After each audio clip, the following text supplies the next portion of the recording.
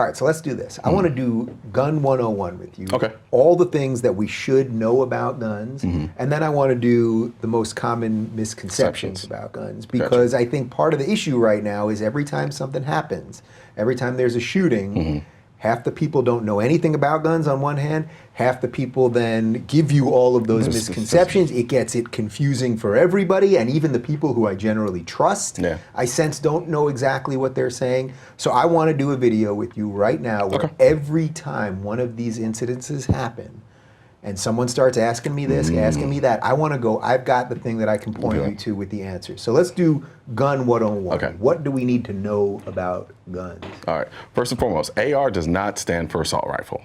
So when they say AR-15, that's not assault rifle. Does not mean assault rifle. An assault rifle is a gun that is fully automatic, right? That means I pull the trigger, I hold it back, and it expends all of the ammunition in the magazine. So that's Jesse Ventura in Predator. Boom. Okay, right? That's a great gun. Yeah, love that gun. Right? Not going to argue about that. Not going to say I wouldn't mind owning it. But, so that's automatic. You're just holding it down. Holding down, and it will fire every round subsequently until it's completely out. Okay. Right, and does so at a very high rate of speed. Okay. Generally speaking, semi-automatic. So now there's been this thing where people conflate this or use semi-automatic as a kind of a hyperbolic way of characterizing guns as death-killing machines, right? Virtually every modern gun is semi-automatic, and what that means is one press of the trigger, you get one bullet, versus holding the trigger down once and getting all of the bullets. Okay, so that's a great distinction right there, because often when this happens, you see people saying we have to ban semi-automatics. Yes. Semi-automatic. That's virtually every modern gun. Well, yeah, it's not, because the only difference between that and a fully automatic. Just what's one that you're just loading one bullet in? Okay, so that would be a bolt action. Okay. Right. So there's fully automatic, semi-automatic, and bolt action. Right. Right. Bolt action it was more aligned to like hunting, right? Or high precision shooting. Yeah. And it's a bolt because it allows you to build the gun up in such a way where it's the tighter constraints within a gun and it allows you to be more accurate. Okay, right? Without certain mechanisms moving back and forth, throwing off the accuracy of the shot. So you would say then that when all of these people come out and say we have to ban semi-automatics, that they are actually just flat out confused, or intentionally conflating or obfuscating what the truth is related to them. Yes, absolutely. And so it's either they're confused, ignorant, or they're doing it purposefully, like you just stated. Okay, so so let's do some NRA stuff while we're doing this. What is the NRA stance on automatics? Just being able to hold and shoot? I mean, the way it's currently regulated is the way it stands. Like right now, in order to get an automatic gun, there's a certain process you have to go through in order to get them. And that it's been that way for a very long time now. And that it exists as it does now. And that's essentially where the stance is with respect to fully automatic guns. What are people using fully automatic guns for? So, because I think this is where you'll hear people go, well, no one needs an automatic to hunt. Well, see, here's the thing, though. It's the idea of putting it under the guise of needing, right? Name another right where we use that same standard. You know, it begs the question. And so it's like, okay, you have a fully automatic gun and you have semi-automatic guns, you have bolt action. There are different reasons why you would want each of these guns. Now, I can delve into that, but then that starts getting into the very nerdy side of firearm ownership, where the enthusiast aspect of that comes into it, is understanding tactically why you would want certain things. And so for me, I don't have a problem with people owning fully automatic guns, personally. I just don't see that as a significant danger above and beyond, say, owning a nuclear suitcase, right? So if people tried to make that absurd argument to me before, it's like, well, then why don't you be allowed to? Well, that's because there's a cost-benefit ratio that doesn't make any sense. Right? That's inherently self-destruction. So how is that protecting you in any way from the very thing that you're supposed to be protecting yourself against? Do you think there should be a higher threshold to be able to get an automatic than some of the other weapons you're talking about?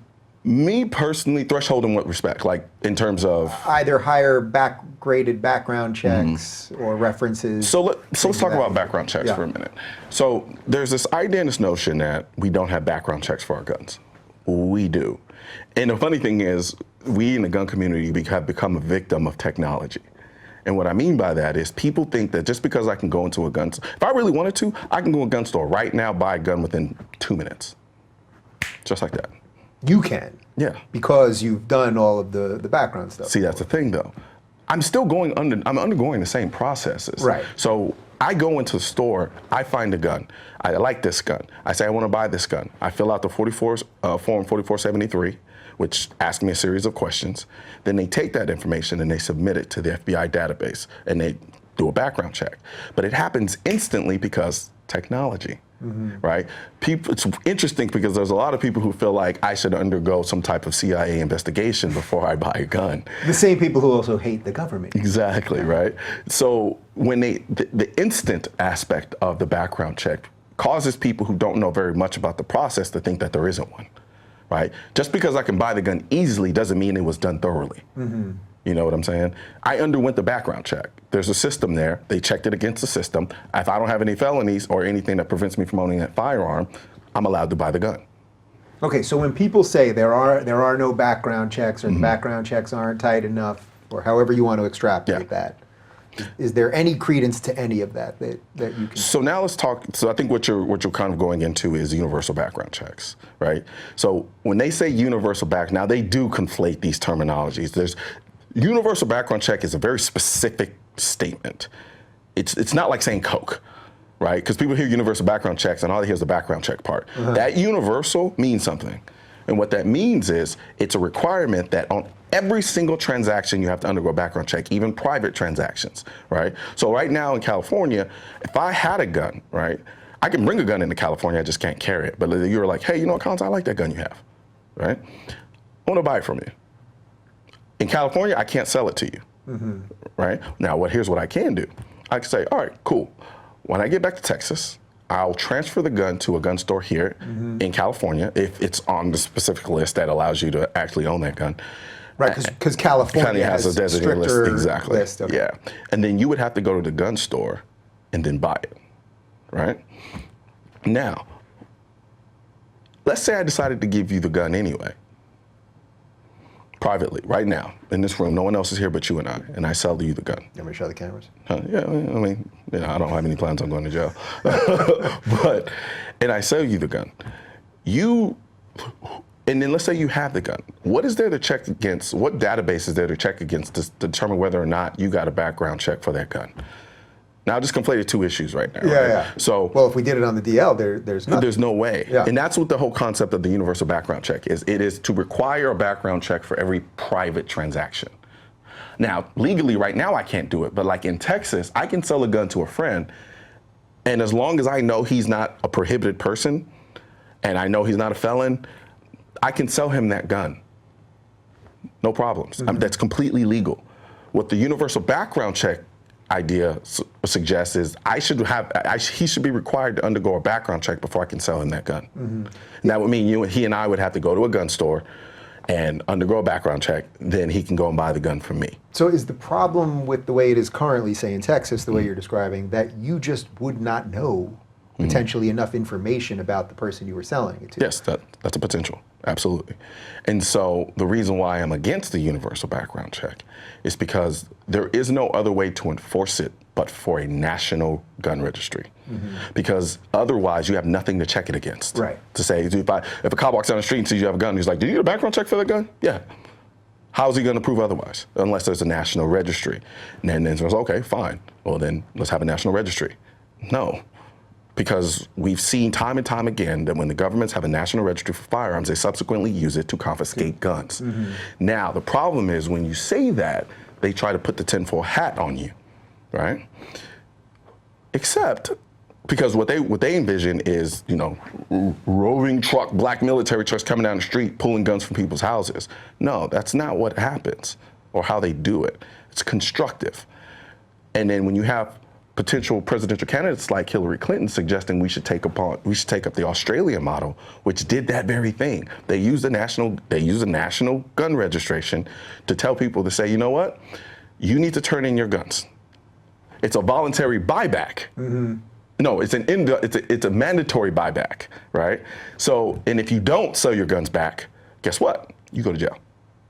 that's a confiscation. Yeah. It's a constructive confiscation, but a confiscation nonetheless. Just because they didn't roll the military trucks down the street and pull them out of your house doesn't mean it isn't confiscation. And so that's why I'm adamantly against universal background checks, unless you can demonstrate a way for it to be applied in such a way that would not require a gun registry, because I do not trust my government not to exploit that registry in their favor. Yeah.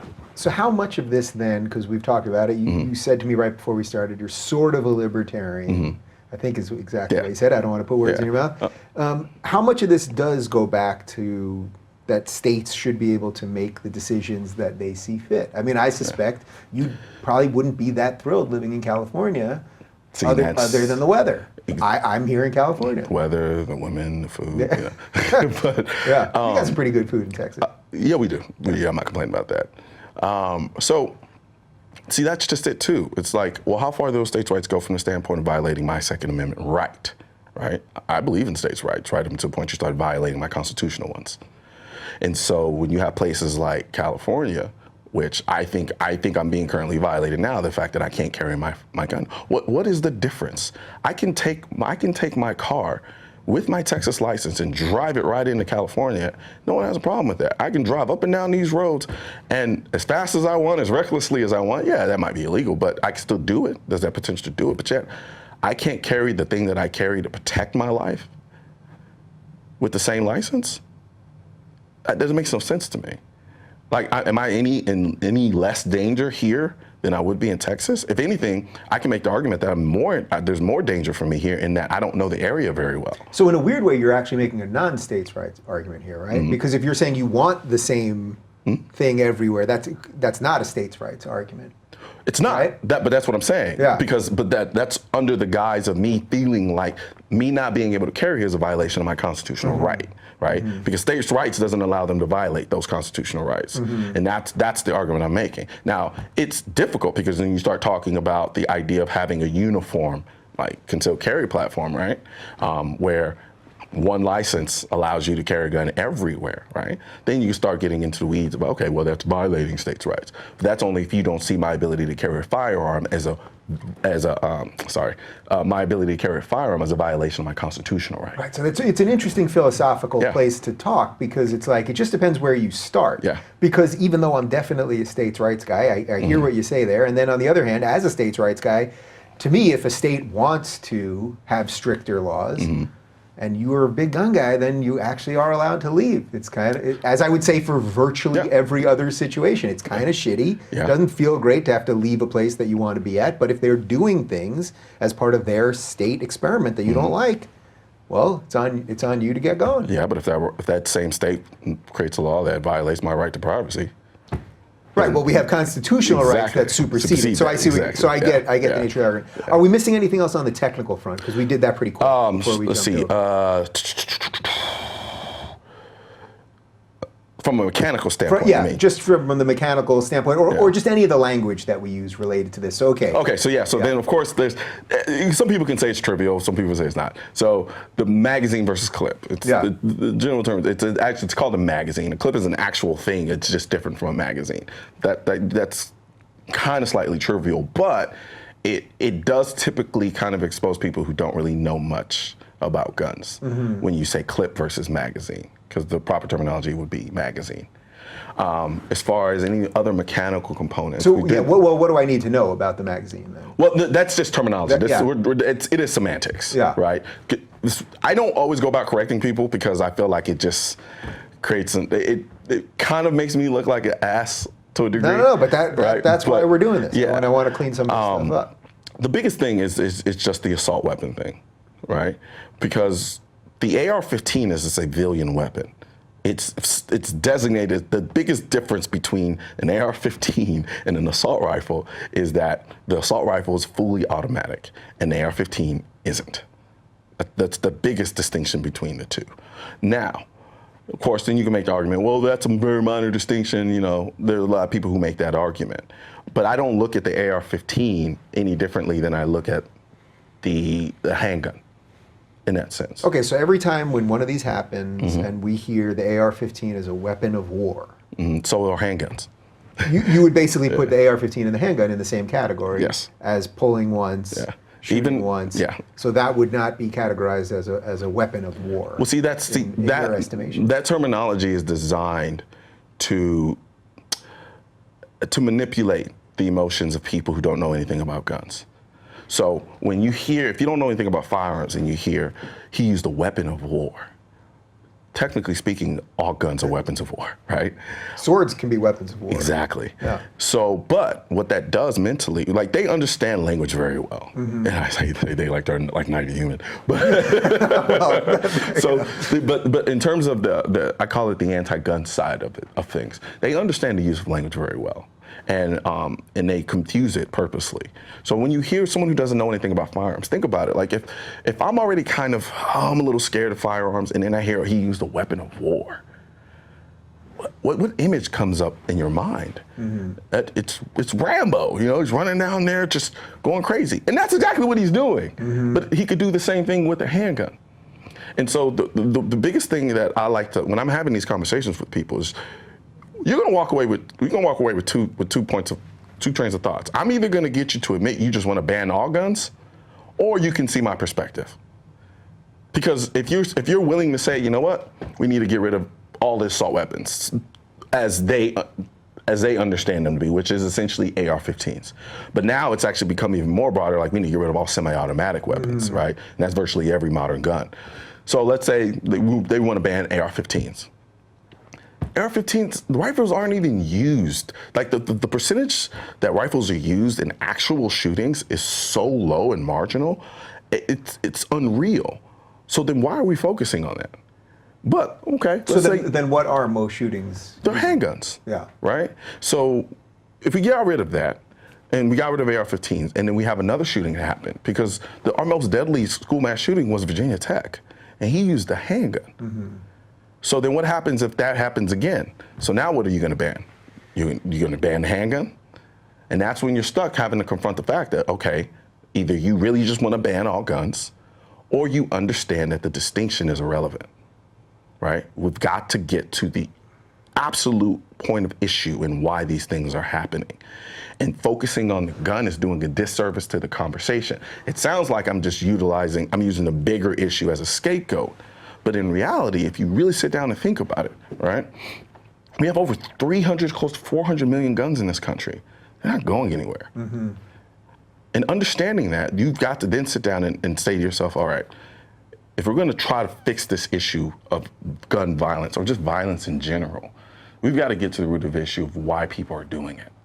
And then understanding that, staying within the context of reality, we've got to understand, well, in the process, I still have to protect myself. And because people are still going to be able to get their hands on guns, whether they're legal or not, and use them to commit crimes and to threaten people's lives, I've got to be put in a situation to defend against that. So you can ban all the AR-15s you want, doesn't mean it's going to stop somebody from getting one on a black market. So now, yes, I don't run from the fact that the AR-15 is a more powerful platform. That I agree with.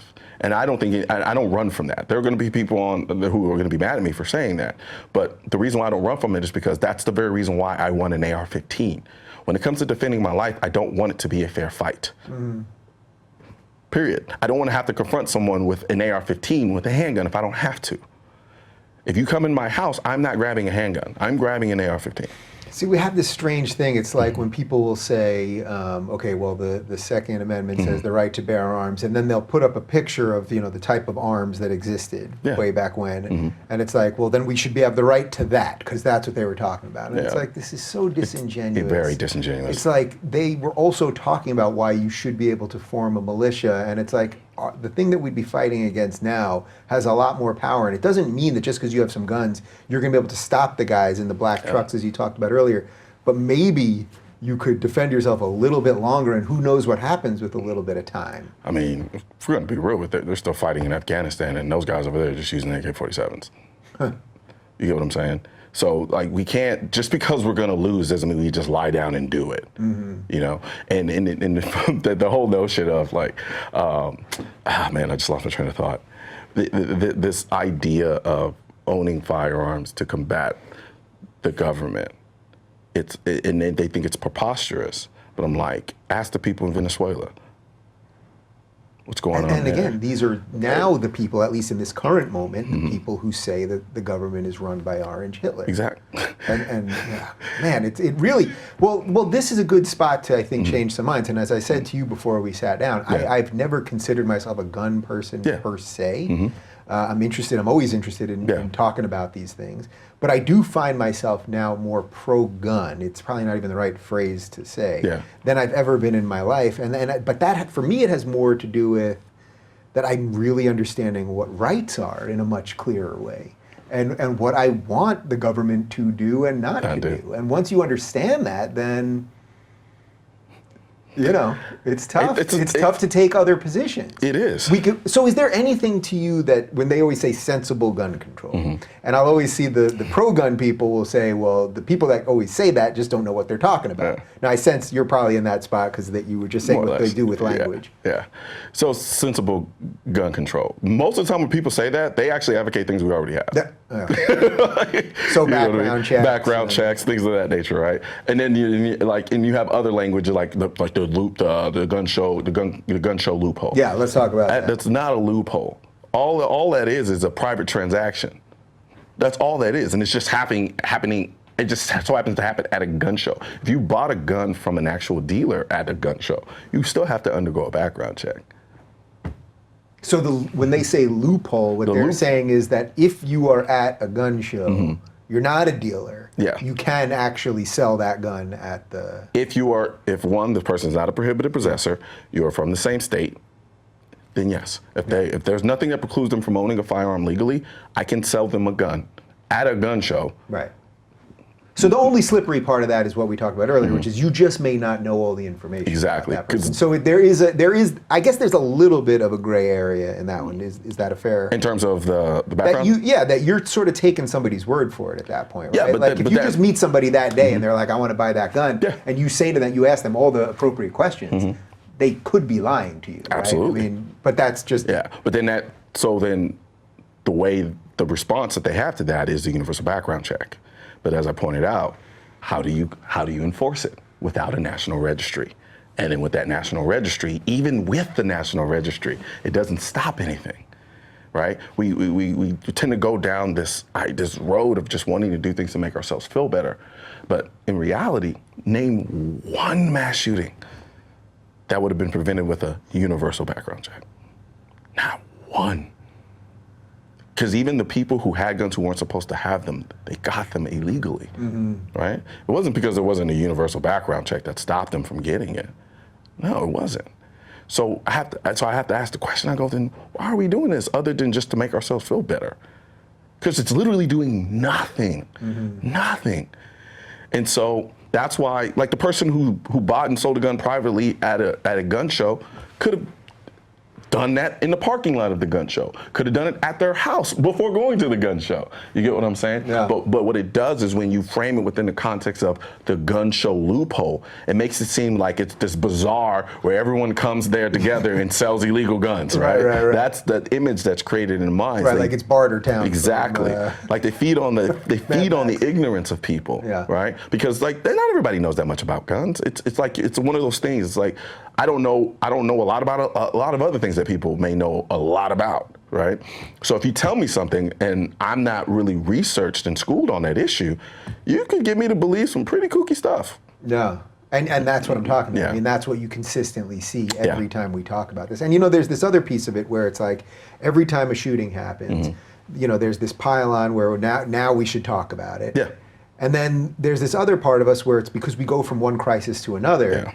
That there's never it seems to me at this point we never really have time to really ever fully unpack any of these things. I think there's moments like this, but on a national level we're not particularly good at these conversations. No, because then what it does is it just turns into a political sparring match. Yeah, I mean right after the last shooting and when Dana Loesch and Rubio were on that CNN town hall. I mean, it was. You mean the gladiatorial fest? It was a disaster. I mean, it was everything I hate about cable news. It was everything I hate about just the quick bites of all of this and flashiness and just who can we take out right now. It was a disaster. And I said it and I pointed this out. How can we have a real honest conversation when they try to paint pro-gun people as crazy when we say, no, the ultimate goal is to ban guns? but then I can watch a CNN live town hall where Rubio suggests you do realize banning all semi-automatic guns is essentially banning all guns, and the entire stadium erupts in applause and cheers. Yeah. So then it Rubio said exactly what you said here. And they started cheering. Even when confronted with because Rubio said, look, you want to ban all semi-automatic guns? Here, let me educate you really quickly and tell you that's virtually all guns. So even when he corrected them, so it wasn't they can't claim they were ignorant on it, because he just explained to them that means banning virtually all guns, and they erupted. So it goes, okay, so now you have all us pro-gunners are like, right, told so you. We're just going to go back to our corner. Exactly, and there's no discussion, because while we're trying to be fair, your ultimate goal is to try to ban them all. Yeah, there was that moment, I'm sure you remember this, after the Parkland shooting when they had the big rally, and one of the survivors got up there and said, we're going to come, what was the line? Do you remember the exact line where she said basically, we're going to come for the semi-automatics now, but we're going to come for everything later, something to that effect. I'm slightly butchering it, but I thought, wow, now you're flat out saying, and you're telling them now. So I could see why, I see this with all my frustrations with the left all the time. It's like, I know they're never going to stop. I've seen it so consistently, and that's why I'm staking out some positions. But sometimes it's kind of sucky to have to just be like, well, the people that I'm fighting against, so to speak, they're not dealing in the same world that I'm dealing in, and that makes it more important for me to stake out a position. But the thing that's most frustrating about it is the way they'll color it in the mainstream media is that we're unreasonable. We don't want to move 1 inch. We've dug our heels in. All we want is we don't care about anything. And really what it is no, I let you into my house, and now you're trying to take my house from me. So get out. Because that's essentially what they're saying is, all right, so they'll say, well, common sense. That's why we hate that word common sense, because it's disingenuous. It's like, well, we need common sense measures after a shooting, all right? Then another shooting happens. We need more common sense measures, and another shooting happens. We need even more common sense measures. When does common sense measures stop being common sense and just intruding on my rights? Yeah, and I can see that, my thing, from guns to you is free speech to me, and it's like, I can see this coming with that. Like, if these guys took control, you'd start seeing, well, we can have free speech, but we need some common sense controls around free speech. Exactly. So I do understand the position that you're in there. I tell people all the time, I'm like, there are over 300 federal gun laws in this country. I think we've been reasonable. I think if we were really truly being unreasonable, we wouldn't have over 300 federal gun laws. And I can't begin to tell you how many we have on a state level, right? So it's incredibly disingenuous to think that we're just being hard asses who don't want to move 1 inch on the issue, right? No one's saying it should be a free-for-all where we're just handing out guns to everyone like Oprah, right? I don't think anybody has a problem inherently with background checks. Now, when you start talking about universal background checks, that's a different thing. But since they never want to make that distinction, right? No one ever knows that. Yeah, then you can't. Exactly. And then the idea of, we can talk about gun-free zones, right? And it begs the question, it's like, what is that sticker on the window going to do for me? So now I have to make, people don't really like to sympathize with gun owners in the sense of, we all want the same result, right? We want the killing to stop. We want the violence to stop. Notice I said violence and killing, not just gun violence, right? Because we can't just focus on gun violence, because violence is violence. However you die, and it's bad all the way around. But when I have to make a decision about whether or not I potentially break a law to go into an establishment that may or may not cause me to need my gun at some point, man, that's messed up. And I know that there are a lot of people who don't see it that way because they don't see value in the Second Amendment because they're not firearm owners, right? There are a lot of people who look at the Second Amendment as useless because they don't own firearms. But when you have a group of people who understand the importance of it and how it fits into their lives, and they understand that at the end of the day, when something happens, the only person who's going to be there to stop it is you. That's a big deal. So it's not just me trying to protect a piece of metal because I just want to have fun with my guns. No, it's much bigger than that. It's this idea that I have to rely on myself. You can tell me all day long the police are going to be there, but they're not going to be. They're just not. And then you They were at Parkland. Exactly, right? So then you add kids, family into the mix, that ratchets it up to a whole nother level. What about the piece of this that's just sort of optics? So, every now and again you'll see a picture of like 3 dudes with big ass guns at Chipotle, like an open carry. Now I know if I walked into Chipotle and 3 guys came in with big ass guns on their back, they're gonna take notice. I would take notice and I'd probably leave. Yeah. I probably would. I would just be like, look, and again, I'm here in California where that would be so out of the norm that whatever. Yeah, exactly. But for the person that's living in Texas where you can do this, if I was in Chipotle, right, and 3 guys walk in, I probably would leave, knowing everything that you just said there, knowing that these guys are probably NRA members, and as far as I know, no NRA member has ever done a mass shooting, right? Okay, so, because you see this all the time, these celebrities, Michael Ian Black, I've had on the show, who's on this rampage telling everyone that you guys are terrorists. I mean, really, that you're part of a terrorist organization. I mean, okay. And so all the other 5 million members. Right, but I think there is something about some of the optics of that. You know what I mean? Like, I would be nervous. Now, I get your point would be, well, those guys are going to protect you when the other guy walks in or whatever. Yeah. And some of that may be feelings over facts right there, but it just is. The interesting thing about it, that is a big debate within the gun community as a whole. The idea of open carry versus concealed carry. I don't ever open carry, except for maybe if I'm out hunting or I'm on a range or something like that. But that's a personal decision I'm choosing my own for various reasons. One, sometimes I rather not have the attention. And tactically, I like the advantage of having the element of surprise. You don't know I have a gun on me, so if I had to use it, I'm going to be reacting, right? I'm not going into a place to shoot it up. If somebody decides to come into a place to shoot it up, I'm going to be reacting to that. So I need all the advantages I get from my personal perspective. So I want the element of surprise. There's some people who think in the alternative. They feel like just the mere presence of that gun is a deterrent from anyone who wants to come in and do something bad. So if a guy's casing out a couple of stores and then he sees there are certain citizens in there with long guns and some that have handguns on the side of their hip, then that's a deterrent, right? I understand the alarm that people who don't necessarily engage and interact with firearms get when they see people walking around with rifles, right? Even I've seen a couple of people in Texas do it. And initially my gut reaction, and I'll admit, was like, what's going on here? Now, I'm very versed with firearms, and I have a gun too. So at that point, I actually almost welcome it. And the reason why is because if you're going to do something, I now get to see you attempt to do it. You get what I'm saying? There's a telegraph. You are in a unique case on this one.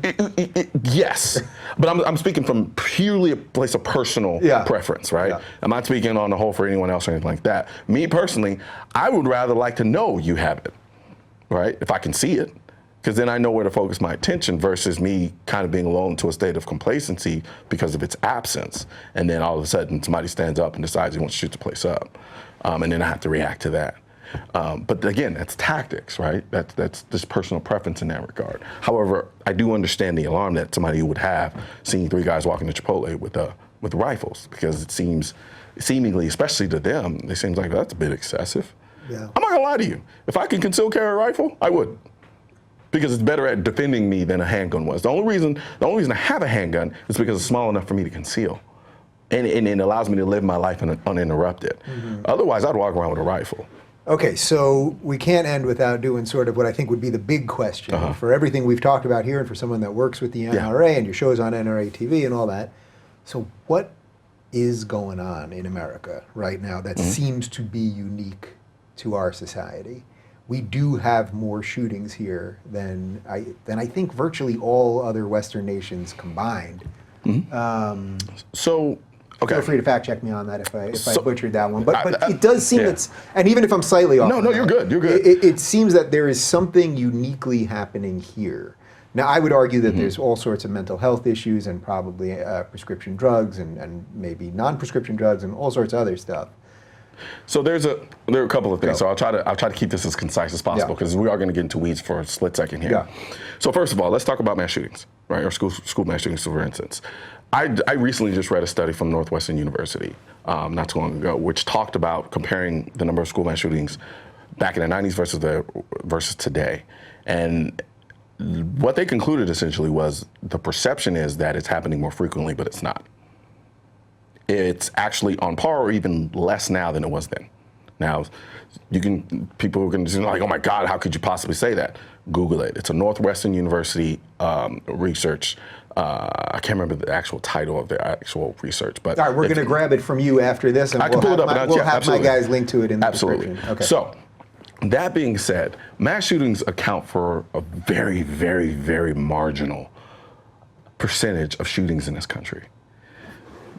Let's start off with the overall. So 35 to 36,000 people each year die from guns, right? I didn't specify gun violence, but just guns, because they don't do that. They'll just say gun violence, right? So about 60 to 65% of those, that 35,000, is suicides. Now, what I'm not saying is we don't care about suicides. We do. However, when it comes to the idea and the issue of somebody shooting at me, it's not germane. Yeah. But then even still, if you want to make the argument, well, if we had less guns, we'd have less suicides. That's also not true, because our suicide rate is on par with every other major country. So if it was the case that the more guns you have, the more suicides, we'd be leading the charge. We don't. Where there's a will, there's a way. Exactly, Yeah. right? Even the more famous suicides we've had, they didn't use guns. So we set that number aside, which is a huge number. Yeah. 65% is a huge number out of 36,000. So then you have about 1 to 3%, which are justifiable homicides. That's self-defense. That's including police shooting criminals who are shooting at them, right? And people who use guns in self-defense, right? We got to set that aside, because that's not the issue we're trying to address. So set that number aside. And then you have about 5%, which are accidental, right? Kid finds a gun, pulls triggers, unfortunate, extremely unfortunate. However, I believe personally, half of that could easily be addressed with more education.